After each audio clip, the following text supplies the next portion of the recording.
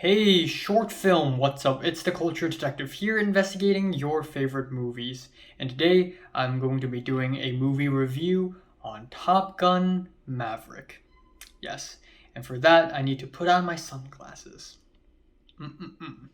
So, finally, after an entire month, I have finally watched Top Gun Maverick.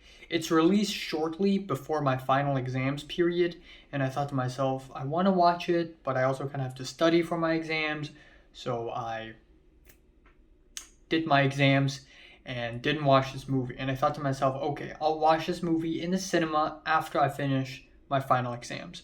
So my final exams are done, and I am planning to watch this movie. And that is until my roommate said she wants to watch the movie with me and the other roommate.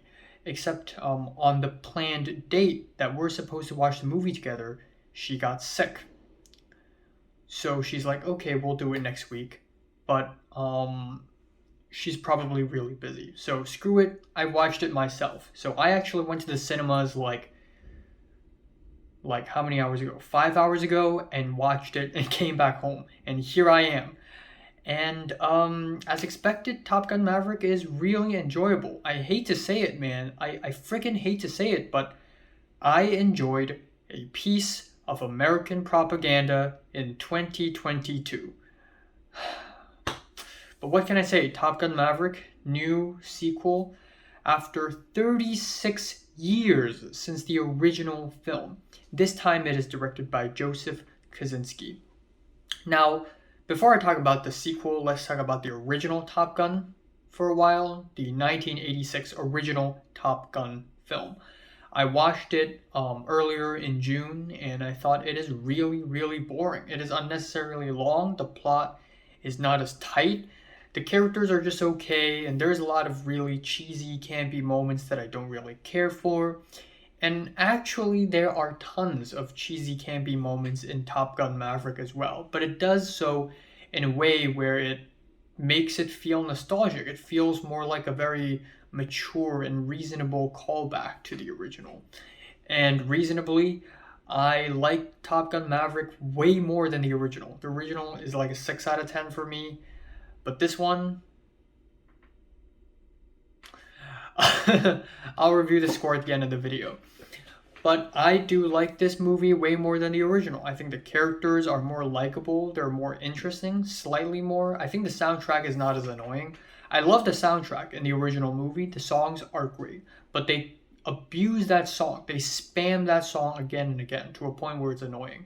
In Top Gun Maverick, they only use that song once, and that's really cool. And I also think the plot is tighter in this movie. It feels easier to follow, and it feels kind of fast-paced in a way. But what I really like about this movie, what I really appreciate though, are the action scenes. They are truly exhilarating and exciting. They're not your average Hollywood blockbuster, sloppy, toothless, soulless, slapped together, conventional, predictable mess. The action in Top Gun Maverick is actually really exciting and blood pumping, because a lot of the shots are actually shot for real without CGI. The actors, Tom Cruise, Miles Teller, they're actually in the cockpit, in the plane, flying in the air with a camera in front of their heads. Like it's real, and you really feel it in the cinema, in the big screen. You really feel like you're with them, and that's really cool. But also, what I really like is that you really know what's going on.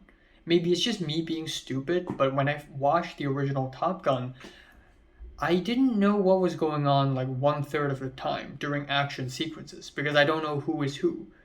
I know it's Tom Cruise and some other guys, but it's just a bunch of guys in cockpits, and I can't really tell who is who when they're all masked up and their voices are kind of similar, especially when they're yelling through a mask with layers of plain noises in the back. And there are also a lot of close-ups, and it just feels kind of messy. But in Top Gun Maverick, it's way better. It's way clearer because we have name tags. Or maybe there were name tags in the original Top Gun. I don't know. But there were obviously name tags in this movie. When Tom Cruise wore his helmet, it says Maverick on the top. So it's sort of like a like a gamer tag. You know who is the person in the cockpit because you literally see their name on their head, and that's really useful.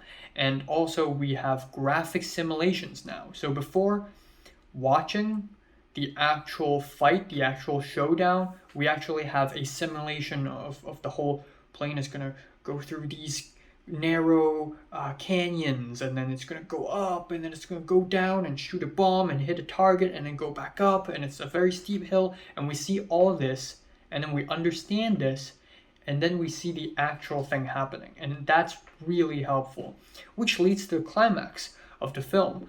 I actually enjoy it. It feels like the whole film is building up to that climax, while in the original, the climax just came out of nowhere. Just at the end, it just came out of nowhere. But in this film, it's actually a climax that's being built up onto. But also on top of that, I like that there's an extra climax. There's the false climax, and then there's the real climax. And it's crazy. It's really unexpected because it feels like Mission Impossible at the end. The last half an hour is not even Top Gun. It's Mission Impossible 6.5. Now, this movie is not perfect. There are some slower scenes in the middle of this movie, some flirty scenes, some Jennifer Connelly, some Val Kilmer. And while they're not as enjoyable, they still work as callbacks to the original. And overall, it's a pretty enjoyable film. It knows what it is. It doesn't try anything wacky, nor is it underwhelming. You can tell the writers and the actors really did give a try. They really tried. So, yeah. Top Gun Maverick is pretty good, and I'm giving it a decent 8 out of 10. So, have you watched Top Gun Maverick? From 1 to 10, you rate it, like, and subscribe if you want more, and thanks for watching. Tomorrow night, I'll be watching Doctor Strange in the Multiverse of Madness, so look forward to that.